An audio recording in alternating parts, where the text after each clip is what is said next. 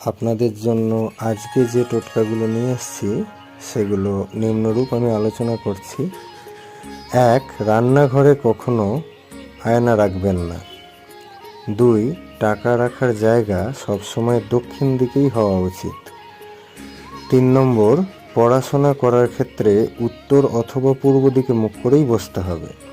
4 নম্বর, পড়ার টেবিলে অবশ্যই একটি সবুজ রঙের কভার পাতুন, তার উপর বইগুলো রেখে পড়াশোনা করুন। 5 নম্বর, বাড়ির উত্তর এবং পূর্ব দিকে অবশ্যই তুলসী গাছ লাগান। 6 নম্বর, বাড়ির উত্তর এবং পূর্ব দিকে অর্থাৎ ঈশান কোণে জুতো কোনোদিন রাখবেন না।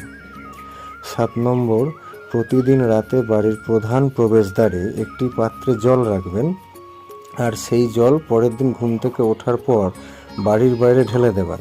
এতে পরিবারে আর্থিক উন্নতি অবশ্যই হবে, আপনারা এগুলো ফিল করতে পারবেন। 8 নম্বর, শাস্ত্র নিয়ম অনুযায়ী ঠাকুর ঘর তৈরি করা উচিত। আর ঠাকুর ঘরে একই দেবতার ছবি একের বেশি রাখতে নেই, এটা একটু খেয়াল রাখবেন।